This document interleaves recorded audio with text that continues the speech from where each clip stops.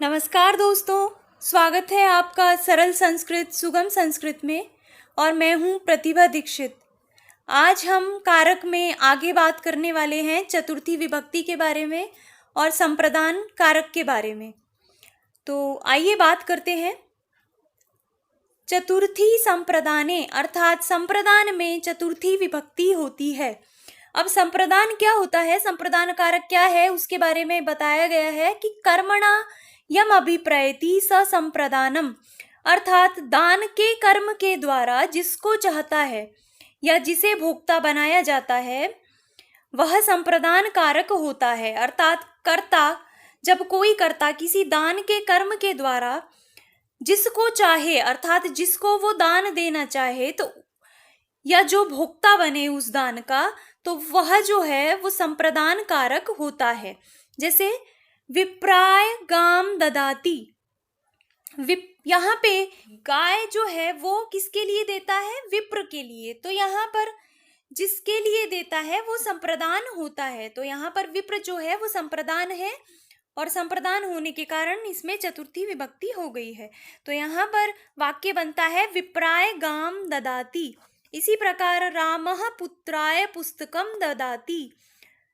तो यहाँ पर राम जो है वो दान के कर्म से अपने पुत्र को चाहता है, अर्थात दान का कर्म है वो किसके लिए करना चाहता है, अपने पुत्र के लिए। तो वहां पर दान के कर्म से जिसको चाहता है उसमें चतुर्थी विभक्ति होती है। ये तो है एक सूत्र। इसके बाद वार्तिककार ने इसमें एक वार्तिक भी दिया है और कहा है कि कर्म के अतिरिक्त क्रिया यम अभिप्रयति, क्रिया के द्वारा भी जिसको चाहता है सो अपि संप्रदानम, वह भी संप्रदान होता है। अर्थात उसमें बताया है कि कर्म के द्वारा जिसको चाहता है और यहाँ पर है कि क्रिया के द्वारा जिसको खुश करता है, जिसको चाहता है, जिसको अनुकूल करता है, वह संप्रदान कारक होता है।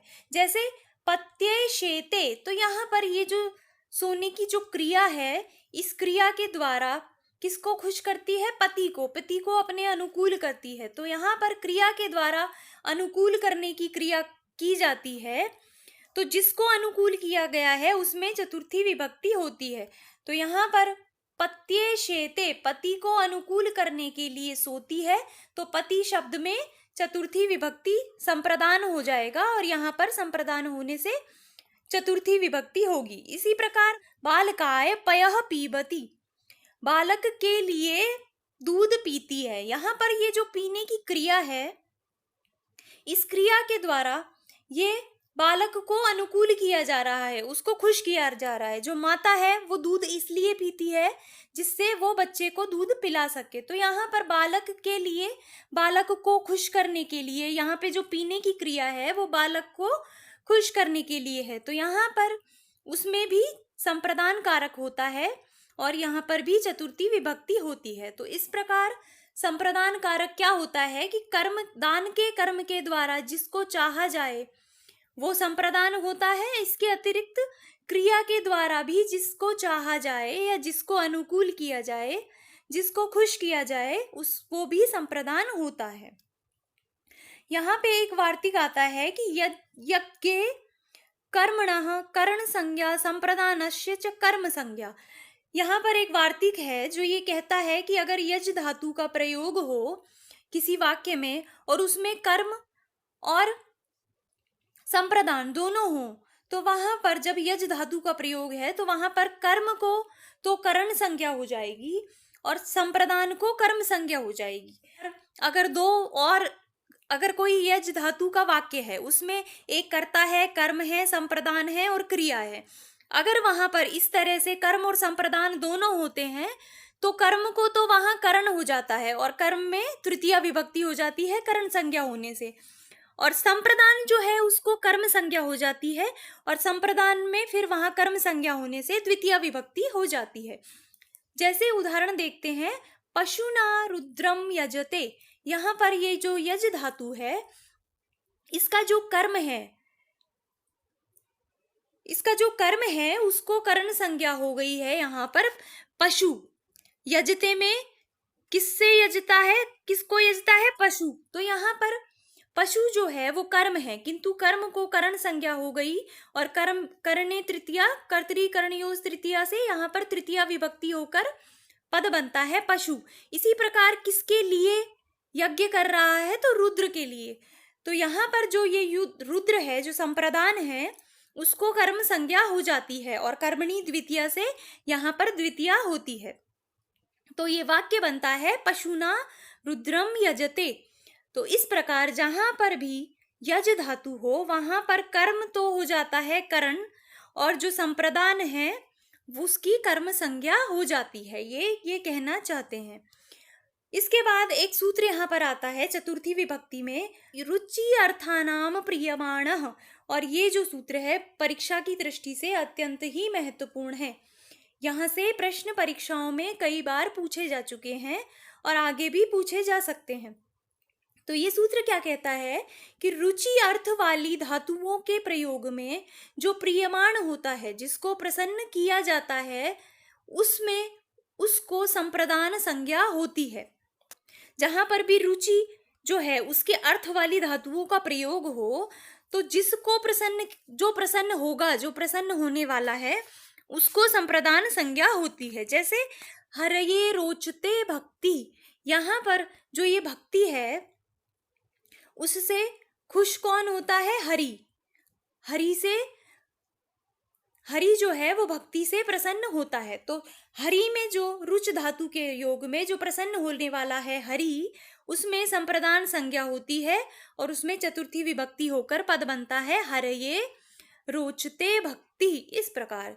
और ऐसे ही बालकाय मोदकः रोचन्ते, यहाँ पर रुच धातु के प्रयोग में मोदक से कौन प्रसन्न होता है? बालक प्रसन्न होते हैं। बालक लड्डू खाकर हमेशा ही प्रसन्न होते हैं।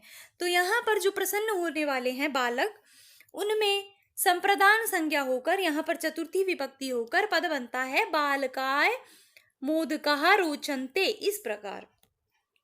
दूसरा यहाँ पर महत्वपूर्ण सूत्र है जो आता है धारे उत्तमरणः, इस प्रकार। ये सूत्र क्या कहता है कि नयंत धारी धातु का प्रयोग जब हो तो वहां पर जो उत्तम ऋण होता है, जो ऋणदाता होता है, उत्तम ऋण कौन है? जिसने ऋण दिया है, जो ऋण देता है, वो उत्तम ऋण को संप्रदान संज्ञा होती है। जहां पर धारी धातु का प्रयोग हो, नयंत धारी धातु का, वहां पर जो ऋण देने वाला है, जो ऋणदाता है, जो उत्तम ऋण है, उसकी संप्रदान संज्ञा होती है। जैसे उदाहरण देखते हैं, भक्ताय धारयति मोक्षम हरि, भक्त के लिए धारण करता है मोक्ष को हरि। तो यहाँ पर ये जो णयंत धारी धातु का प्रयोग हुआ है, यहाँ पर जो ऋण देने वाला है वो भक्त है। क्यों? क्योंकि भक्त जो है वो पत्र पुष्प जल द्रव्य जो भी अर्पण करता है भगवान को, उससे हरि पर, उससे ईश्वर पर, भगवान पर ऋण चढ़ता जाता है। तो जब भक्त जो है वो हरि की भक्ति करता है, उसको जब अर्पण करता है चीजें, तो यहाँ पर जो भक्त होता है वो देने वाला होने के कारण उत्तम ऋण हो जाता है, और जो हरि है वो यहाँ पर अधम ऋण हो जाते हैं। तो उत्तम ऋण जो ऋणदाता है भक्ताय, भक्त, यहाँ पर धारी धातु के प्रयोग में उसमें संप्रदान संज्ञा होती है और यहाँ पर चतुर्थी विभक्ति होकर वाक्य बनता है भक्ताय धारयति मोक्षम हरि, इस प्रकार। इसके बाद यहाँ पर सूत्र आता है कि स्पृह इप्सितः, अर्थात स्पृह धातु के योग में जो इप्सित हो उसको संप्रदान संज्ञा होती है। अर्थात कहीं पर स्पृह धातु का प्रयोग हो और वहां पर स्पृह धातु के द्वारा जो इप्सित हो, जिसको चाहे वो, उसकी संप्रदान संज्ञा होती है, और संप्रदान संज्ञा होने से चतुर्थी विभक्ति होती है। जैसे पुष्पेभ्यः स्पृहति, धनाय स्पृहति, धन चाहता है, धन की इच्छा करता है, धन की स्पृहा करता है। तो यहाँ पर धन में इप्सित क्या है? उसको धन, किसको चाहता है? धन को। तो यहाँ पर जो इप्सित है उसमें चतुर्थी विभक्ति होती है। किंतु इस प्रकरण में यदि इप्सित की जगह इप्सितम हो तो इप्सितम की विवक्षा में कर्म संज्ञा हो जाती है और कर्मणि द्वितीया से द्वितीया विभक्ति हो जाती है, और वहां पर वाक्य बनता है पुष्पाणि स्प्रयति। जहां पर इप्सितम हो उसको पुष्प, तो वाक्य बनेगा पुष्पाणि स्पृह्यति, और जहां पर केवल इप्सित हो वहां पर संप्रदान संज्ञा होकर चतुर्थी विभक्ति होकर वाक्य बनता है पुष्पेभ्यः स्पृह्यति धनाय स्पृह्यति, इस प्रकार।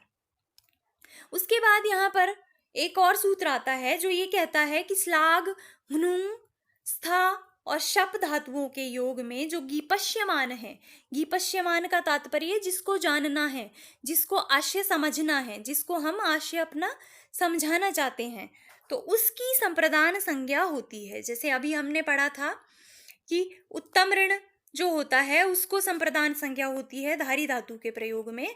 तो इसी प्रकार यहाँ पर ये बता रहे हैं कि स्लाग, ह्नुङ्, स्था और शप धातु ये जहाँ पर भी हो, ये धातुएं जहाँ पर भी प्रयुक्त हो, वहाँ पर जिसको हम अपना आशय समझाना चाहते हैं, ऐसा जो गीपश्यमान है उसकी संप्रदान संज्ञा होती है। जैसे उदाहरण से समझते हैं, गोपी स्मरात कृष्णाय श्लाघते। कोई गोपी है वो उस कृष्ण के लिए, वो कृष्ण के प्रति आकर्षित है, कोई गोपी है वो कृष्ण के प्रति आकर्षण महसूस करती है, तो वो जो गोपी है वो स्मरात काम पीड़ावश कृष्ण को, कृष्ण की श्लाघते प्रशंसा करती है। तो यहाँ पर प्रशंसा के द्वारा वो कृष्ण को ये इंगित करना चाहती है कि मुझे तुम पसंद हो, या जो भी है, कि वो अपनी जो है भावनाओं को उस तक पहुंचाना चाहती है। तो यहाँ पर किसको समझाना चाहती है? वो कृष्ण को। किसके द्वारा? प्रशंसा के द्वारा। तो गोपी स्मरात, गोपी जो है वो कामवश कृष्ण की प्रशंसा करती है। तो यहाँ पर जिसको समझाना चाहती है, जो गीपश्यमान है कृष्ण, उसको संप्रदान संज्ञा होती है इस प्रकार। इसी तरह से गोपी स्मरात कृष्णाय हनुते, यहाँ पर गोपी जो है वो काम क्रीड़ावश कृष्ण को छुपा लेती है, दूसरे लोगों से उसको छिपा लेती है। तो यहाँ पर जी जो छिपाने की क्रिया है, जो यहाँ पर हनुते हुआ है धातु, उसमें कृष्ण को चतुर्थी विभक्ति होती है, यहाँ पर होता है संप्रदान। इसी प्रकार तिष्ठते और शपते, गोपी जो है वो कहती है कि मैं जा रही हूँ, किंतु गोपी स्मरात कृष्णाय तिष्ठते, किंतु वो कृष्ण के लिए ठहरती है, रुकती है।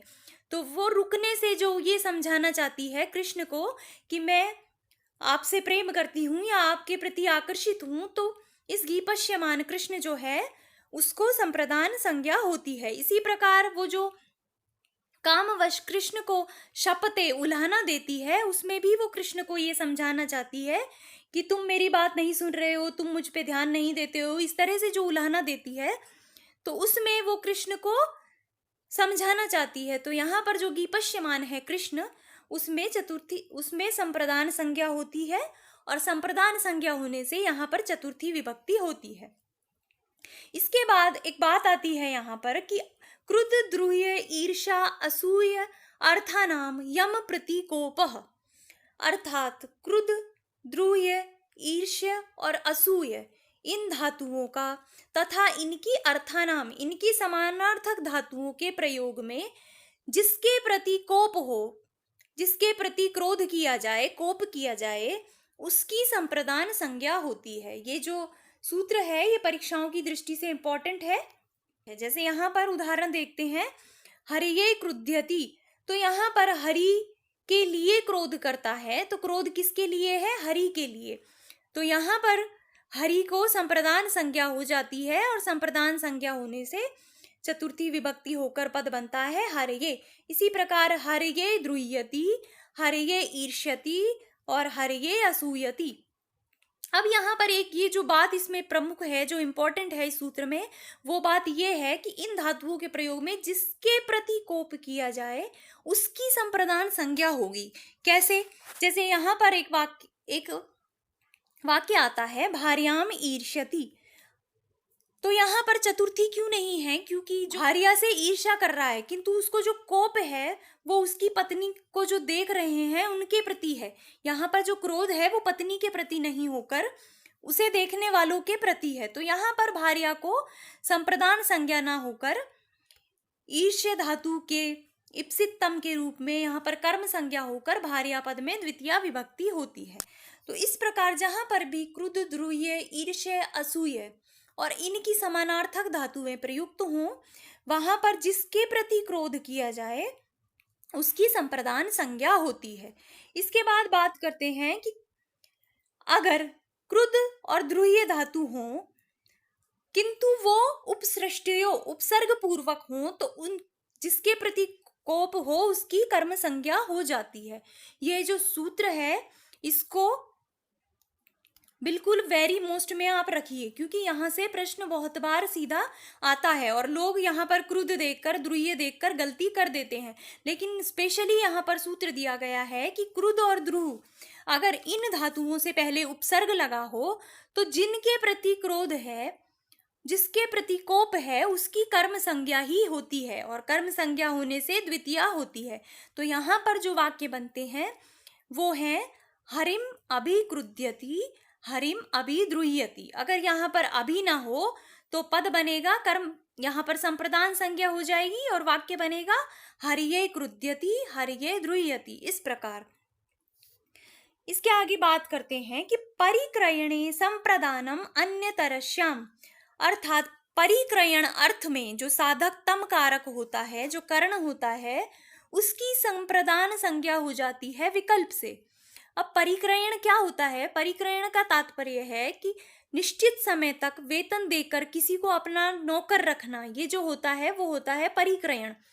तो जहां पर परिक्रयण अर्थ हो वहां पर जो साधक तम कारक है, जो कर्ण है, उसकी संप्रदान संज्ञा होती है, लेकिन ये होती है विकल्प से।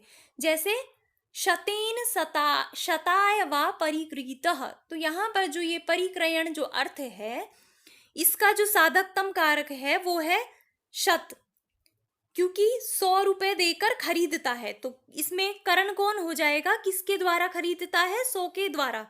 तो यहाँ पर जो ये साधक तम कारक है कर्ण, उसकी तृतीया होकर तो यहाँ पर पद बनेगा शतेन, और जहां पर इसकी विकल्प से संप्रदान संज्ञा होगी वहां पर चतुर्थी होकर पद बनेगा शताय। तो यहाँ पर शतेन शताय वा परिकृतः। इस प्रकार अब यहाँ पर एक वार्तिक आता है कि तादर्थ्ये चतुर्थी वाच्या, अर्थात तादर्थ्य में जिस प्रयोजन के लिए कोई क्रिया की जाए, जिस तादर्थ्य के लिए कोई क्रिया की जाए तो उसमें चतुर्थी विभक्ति होती है।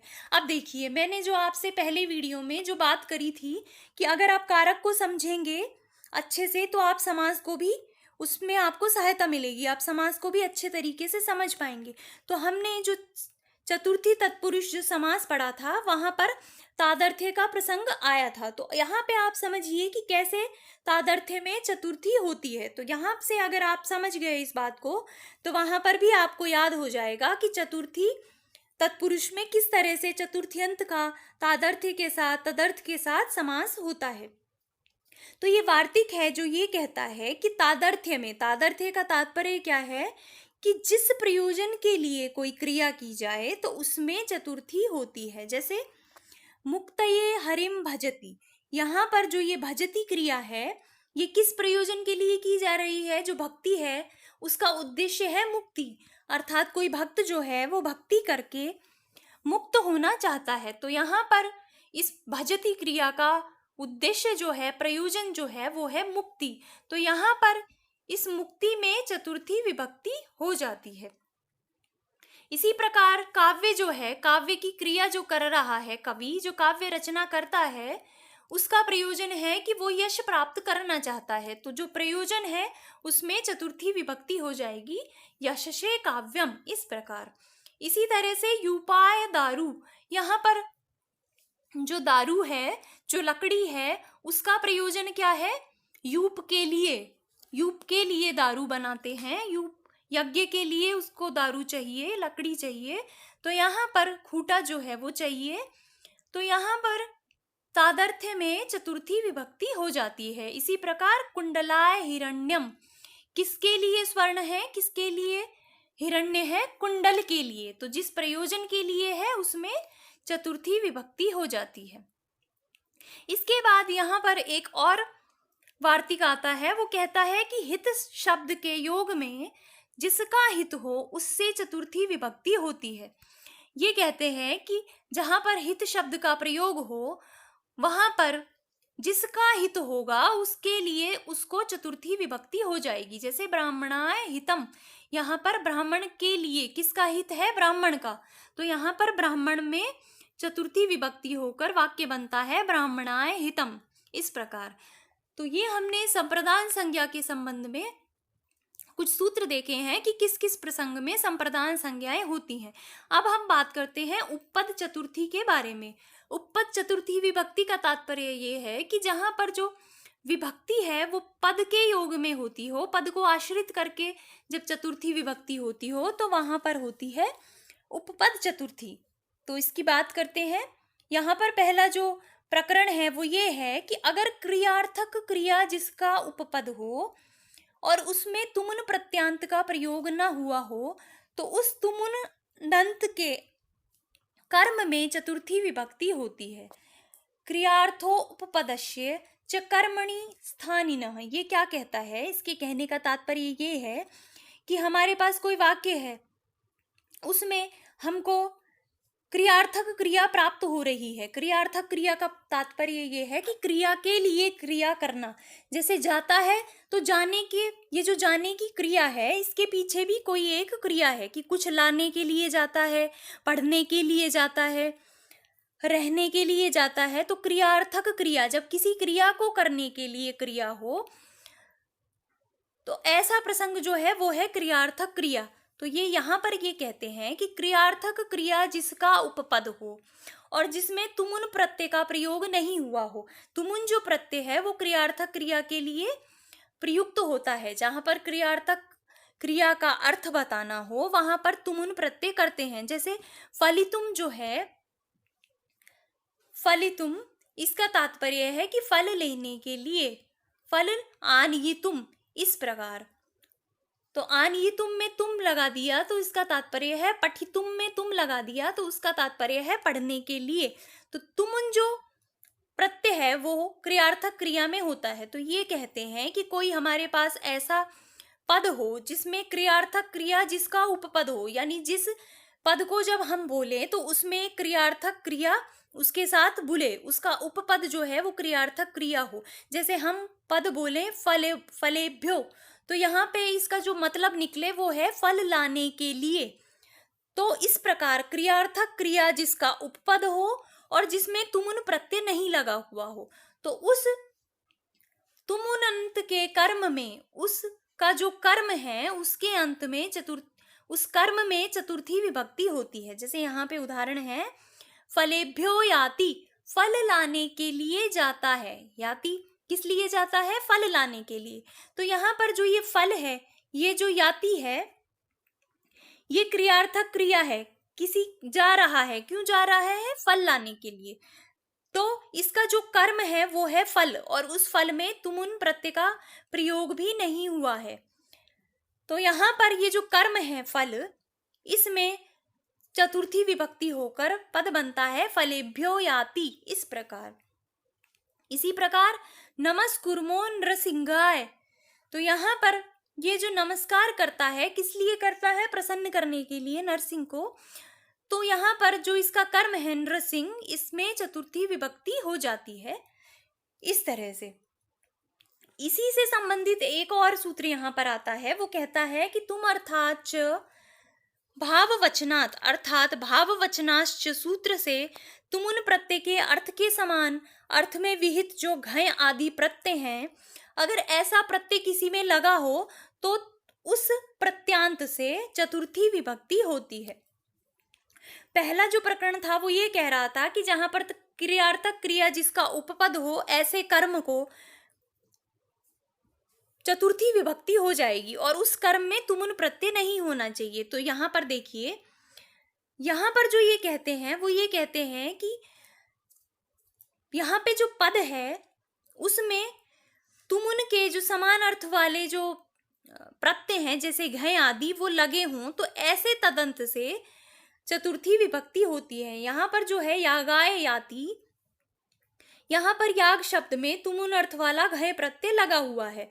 तो ऐसा जो तुमुन के समान अर्थ वाला प्रत्यय जिसमें विहित है, ऐसा पद उसमें चतुर्थी विभक्ति हो जाती है क्रियार्थक क्रिया के उपपद रहते। इस प्रकार तो यहाँ पर यागाय याति, इस याग में चतुर्थी विभक्ति हो जाती है। उसके बाद यहाँ पर एक और आता है सूत्र, नमः स्वस्ति स्वाहा स्वधा अलम वसट योगाच। ये बहुत ही इंपॉर्टेंट सूत्र है और परीक्षाओं में आता है इसमें से प्रश्न। ये कहता है कि नमः, स्वस्ति, स्वाहा, स्वधा, अलम और वसट, इन शब्दों के योग में, इन पदों के योग में चतुर्थी विभक्ति होती है। जैसे हरिये नमः। दूसरा यहाँ पे एक परिभाषा, यहाँ पर ये इस सूत्र के प्रसंग में एक परिभाषा देते हैं और कहते हैं कि उपपद विभक्ते कारक विभक्ति बलीयसी, अर्थात कोई प्रसंग ऐसा हो रहा हो जहां पर उपपद विभक्ति भी लगे और कारक विभक्ति भी लगे, तो इन दोनों में से कारक विभक्ति जो होती है वो बलवान हो जाती है और वहां पर जिस भी कारक का प्रसंग हो उसके अनुसार ही यहाँ पर विभक्ति हो जाती है। जैसे आपको उदाहरण से समझाती हूँ। यहाँ पर ये है नमस्करोति देवान, तो यहाँ पर जो ये नमः पद है, इस नमः पद के योग में चतुर्थी विभक्ति होनी थी, किंतु ये जो चतुर्थी विभक्ति होनी थी ये है उपपद विभक्ति।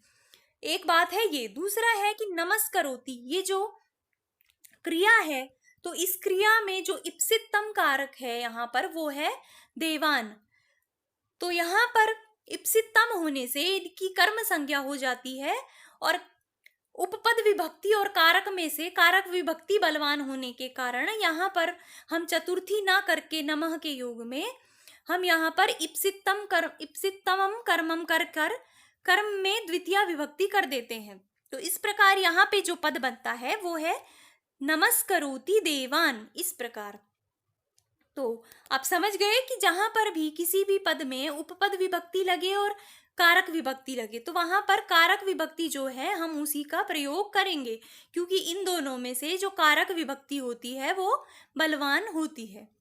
इस प्रकार तो उस नमः स्वस्ति में आगे देखते हैं उदाहरण, प्रजाभ्यः स्वस्ति अग्नये स्वाहा पितृभ्यः स्वधा। इस प्रकार इसके बाद यहाँ पर एक और वार्तिक आता है, वो कहता है कि अलम जो पद है अगर उसका पर्याप्ति अर्थ में ग्रहण हो तो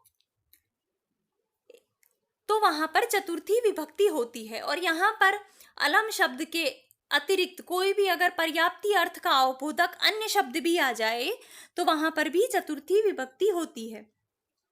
अर्थात जहां पर पर्याप्ति अर्थ में अलम पद हो या फिर अलम के अतिरिक्त कोई अन्य पद हो तो वहां पर चतुर्थी विभक्ति होती है। जैसे दैत्येभ्यो हरि अलम, दैत्यों के लिए हरि ही पर्याप्त है। तो यहाँ पर जो ये अलम पर्याप्त अर्थ में प्रयुक्त हुआ है तो यहाँ इसके योग में यहाँ पर चतुर्थी विभक्ति प्रयुक्त हुई है। इसी प्रकार प्रभु समर्थः शक्तः, तो यहाँ पर ये जो प्रभु, समर्थ और शक्त जो पद हैं ये जो पर्याप्ति अर्थ में ग्रहण हुआ है तो इनके योग में भी दैत्य से चतुर्थी विभक्ति हो जाती है। इस प्रकार एक जो अलम है उसका प्रसंग तृतीया विभक्ति में आता है, परंतु वहां पर जहां अलम का अर्थ निषेध हो तो वहां पर तृतीया विभक्ति होती है अलम के योग में, और जहां पर अलम का तात्पर्य पर्याप्ति हो वहां पर अलम के योग में चतुर्थी विभक्ति प्रयुक्त होती है। इसके बाद बात करते हैं कि मन्य कर्मणि अनादरे विभाषा अप्राणीसु, अर्थात अनादर अर्थ के गम्यमान होने पर दिवादी गण जो मन धातु है उससे प्राणी भिन्न कर्म में विकल्प से चतुर्थी विभक्ति होती है।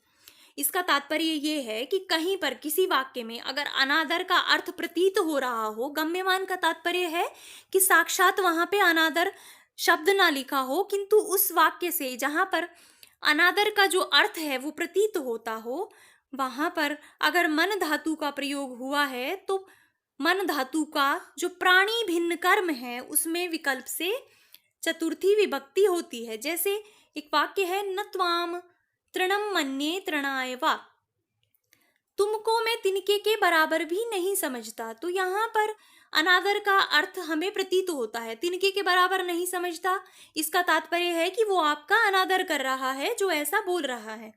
तो अनादर अर्थ का गम्यमान होना हो गया यहाँ पर। उसके अतिरिक्त दिवादी गण में पठित जो मन धातु है, इसके प्रयोग होने पर इसका जो कर्म है, और कैसा कर्म, जो प्राणी भिन्न है, तृणम, तो तृण कोई प्राणी नहीं है, ये प्राणी भिन्न कर्म है। तो इस कर्म में विकल्प से चतुर्थी होकर पद बनता है तृणाय। तो यहाँ पर दो तरह से वाक्य बन सकते हैं। जहां पर विकल्प अभाव होगा चतुर्थी का, वहां पर कर्म ही होकर द्वितीय विभक्ति होगी और वाक्य बनेगा न त्वाम तृणम मन्ये, इस प्रकार। और जहां पर चतुर्थी विभक्ति हो जाएगी वहां पर वाक्य बनेगा न त्वाम तृणाय मन्ये, इस प्रकार। तो ये चतुर्थी विभक्ति के प्रसंग हैं। कुछ ऐसे प्रसंग हैं जहां पर संप्रदान संज्ञा की गई है और संप्रदान संज्ञा के आधार पर वहां पर चतुर्थी विभक्ति होती है, चतुर्थी संप्रदानम से। और कुछ हमने उपपद विभक्ति के प्रसंग पढ़े हैं कि जहां पर पदों को आश्रित करके चतुर्थी विभक्ति होती है। तो इस प्रकार आज हमने चतुर्थी विभक्ति का अध्ययन किया है और मैंने ऐसी कोशिश की है कि मैं सारे वो सूत्रों को समाहित कर पाऊं जो परीक्षाओं में आते हैं, जिनमें से प्रश्न अक्सर परीक्षाओं में पूछे जाते हैं। तो यहाँ पर मैंने व्याकरण सिद्धांत कौमुदी के अनुसार आपको ये चतुर्थी विभक्ति पढ़ाई है और उसमें से भी मैंने आपको वो सूत्र पढ़ाए हैं जो अक्सर जिसमें से परीक्षाओं में प्रश्न देखे जाते हैं। तो मेरा ये प्रयास है कि आप जब ये वीडियो पढ़ें तो आपका ज्ञान भी बढ़े और साथ में जिस प्रतियोगी परीक्षा की आप तैयारी कर रहे हैं आप उसको पास भी कर पाएं। तो इस वीडियो को आज यहीं पे ख़त्म करते हैं। मिलते हैं नेक्स्ट वीडियो में पंचमी विभक्ति के साथ, अपादान कारक के साथ। तब तक के लिए धन्यवाद।